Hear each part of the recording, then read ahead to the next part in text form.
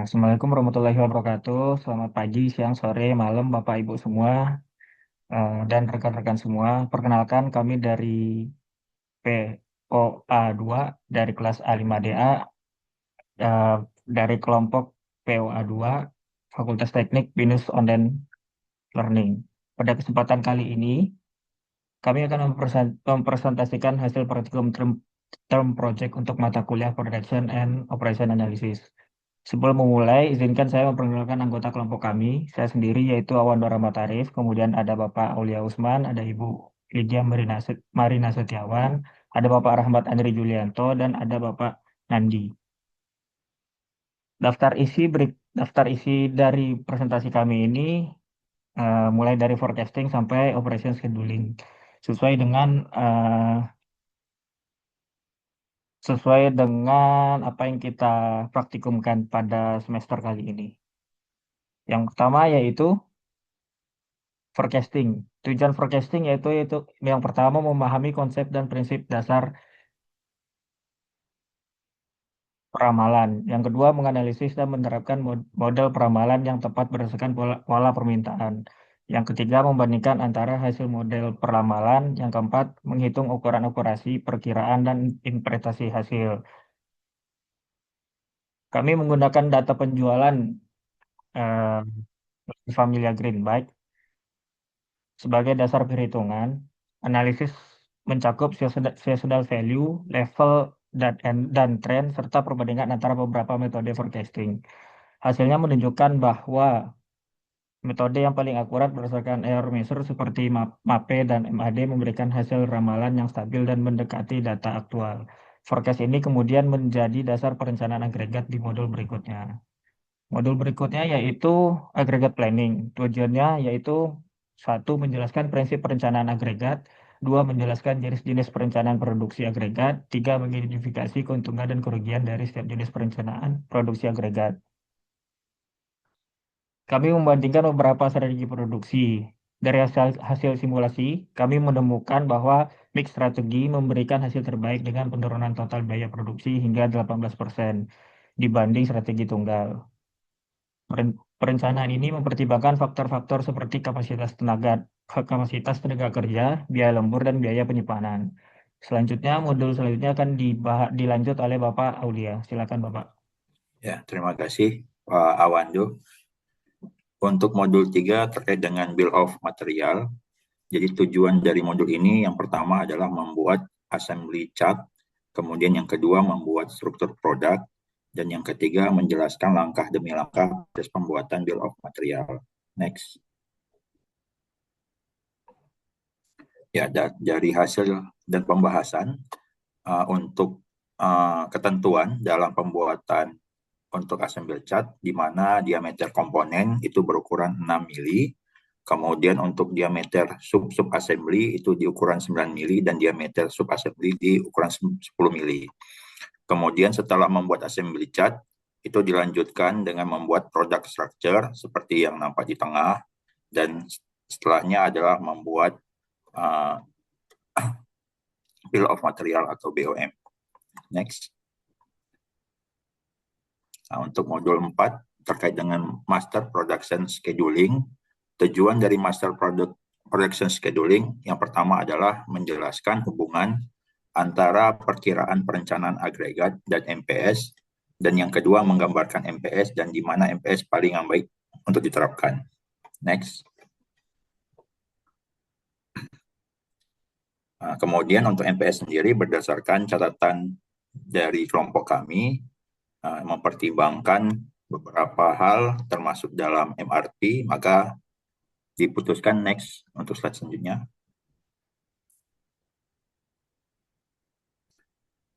Berdasarkan hasil analisis, produksi kuartal pertama tahun 2002 ditetapkan sebanyak 130.000 unit sepeda anak dengan pembagian jumlah produksi yang disesuaikan terhadap kapasitas tenaga kerja dan permintaan setiap bulan. Dengan adanya MPS, perusahaan dapat menjaga keseimbangan antara permintaan pelanggan dan kapasitas produksi tanpa menimbulkan penumpukan stok. Untuk modul selanjutnya akan dilanjutkan oleh Ibu Lydia. Terima kasih Pak Aulia. Untuk selanjutnya yaitu kita ke modul 5 yaitu Material Requirement Planning atau yang biasa kita sebut dengan MRP. Tujuan dari MRP ini adalah yang pertama yaitu menggambarkan apa itu MRP dan di manakah MRP paling baik diterapkan. Yang kedua adalah memahami tentang bagaimana jumlah pesanan dihitung dalam sistem MRP. Yang ketiga adalah memahami tentang hubungan antara MPS dan juga MRP. Next. Eh, Cara menghitung MRP ini kita mulai dari mengambil data dari MPS ya. Yang pertama yaitu master schedule-nya kita ambil dari sesuai dengan periode MPS. Kemudian PO rel adalah master schedule dikurangi 1 bulan sebelumnya. Kemudian dalam perhitungan MPR ini yang kita hitung adalah part-partnya tiap masing-masing part. Seperti yang tertera pada layar. Next, untuk selanjutnya. Yang selanjutnya yaitu adalah modul 6 lot sizing. Tujuan dari lot sizing adalah yang pertama untuk memahami kepastian dalam permintaan ketika menghitung kebijakan ulang atau replacement policy menggunakan metode lot sizing. Yang kedua, kemudian membandingkan total biaya yang dihasilkan dari metode yang digunakan dalam teknik lot. Ada 4 metode yang biasanya digunakan dalam lot sizing. Yang pertama adalah Silvermehl heuristic, yang kedua adalah list unit cost atau biasa kita sebut LUC. Yang ketiga adalah part period balancing atau PBB dan yang terakhir adalah Wagner-Wittin method. Next, dari setelah kami melakukan 4 perhitungan menggunakan metode tadi, kami kami kami simpulkan yang paling yang paling menunjukkan yang paling menunjukkan optimalisasi untuk biaya total adalah dengan metode Silvermehl heuristic. Yang pertama adalah dengan menghitung total cost yang harus dikeluarkan oleh company. Setelah itu kita kita hitung expected revenue. Setelah expected revenue ketemu, akhirnya kita bisa mengetahui expected profit yang didapatkan oleh sepeda Li-Bike ini. Selanjutnya, modul selanjutnya akan dijelaskan oleh rekan saya kepada Pak Rahmat. Saya persilahkan. Oke, terima kasih Mbak Lydia. Saya akan menjelaskan hasil analisa pada modul 7, yaitu tentang inventory control subject to known demand. Tujuan inventory control subject to known demand pertama yaitu untuk menghitung jumlah produk yang harus dipesan untuk meminimalkan biaya. Yang kedua, untuk menghitung jumlah produk yang harus diproduksi untuk meminimalkan biaya. Yang ketiga, yaitu untuk menghitung kartu Kanban yang dibutuhkan untuk proses tersebut. Yang keempat, yaitu untuk menghitung persediaan maksimum yang terkait dengan praktik Kanban. Next. Next.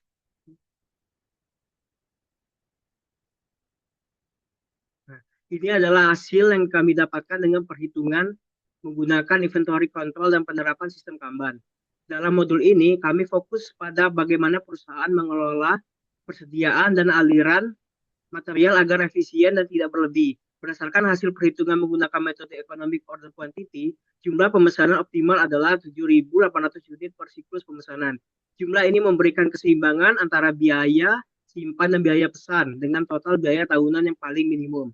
Selain itu, kami juga menganalisis model ekonomi production quantity untuk menyesuaikan kapasitas produksi terhadap permintaan aktual. Kemudian kami menerapkan sistem Kanban yang merupakan inti dari pendekatan just in time. Dalam sistem ini, setiap stasiun kerja hanya akan memproduksi jika ada sinyal permintaan dari proses berikutnya. Kami menggunakan 6 kartu Kanban antar workstation untuk mengatur aliran komponen. Hasil implementasi Kanban menunjukkan perbaikan signifikan. Work in process inventory menurun sebesar 25%. Waktu tunggu antar proses berkurang 22% dan penyimpanan turun sekitar 12%.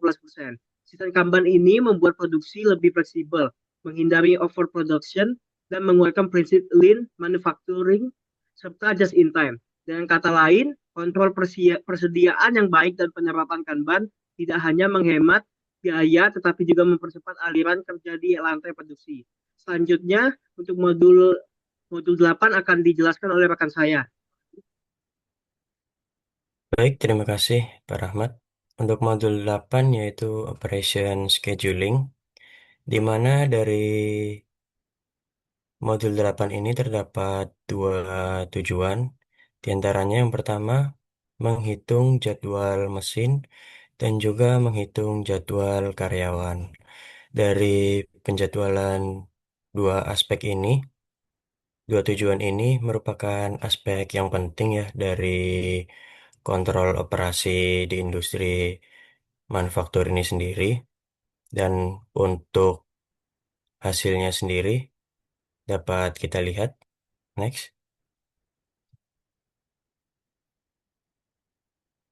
Ya, ini adalah hasil dan pembahasan dari modul Operation and Scheduling.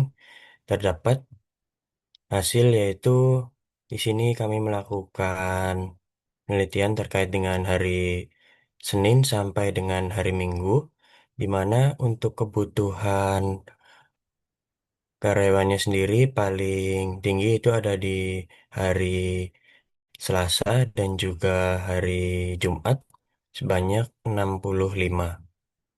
Dari hasil simulasi yang kita lakukan ini, menggunakan metode ini yaitu berhasil menurunkan maka spend dari 210 jam tadinya menjadi 168 jam. Jadi ini mengalami peningkatan terkait dengan utilisasi mesin yaitu dari 78% menjadi 92% dan mengurangi waktu tunggu pekerjaan hingga mencapai 26%. Hal ini membuktikan bahwa metode SPT sangat efektif ya digunakan untuk mencapai efisiensi waktu dan kapasitas. Untuk selanjutnya, yaitu kesimpulannya, forecast ini terdapat 5 kesimpulan yang diantaranya forecast akurat menjadi dasar semua keputusan operasional. Yang kedua, mix strategy menurunkan biaya agregat sebesar 18%. Yang ketiga, integrasi MRP dan Kanban mengurangi biaya simpan dan keterlambatan. Yang keempat, penjadwalan SPT meningkatkan efisiensi kapasitas. Dan untuk kesimpulan yang kelima dan yang terakhir, total biaya operasi menjadi turun kurang lebih sebesar 20% dengan efisiensi sistem yang menyeluruh. Dan sarannya terdapat 4. Yang pertama, menerapkan sistem ERP atau MRP 2 untuk integrasi data real time. Yang kedua, mengembangkan pelatihan Lean Manufacturing dan 5S. Yang ketiga, evaluasi KPI produksi secara berkala terkait dengan output, kapasitas, dan lead time-nya. Dan saran yang terakhir dari kelompok kami yaitu kolaborasi dengan pemasok untuk sinkronisasi permintaan dan juga pasokan.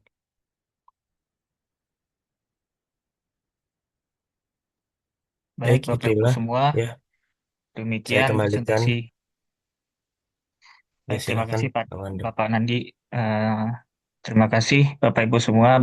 Demikian presentasi kelompok dari kami terkait production dan operation analisis ini.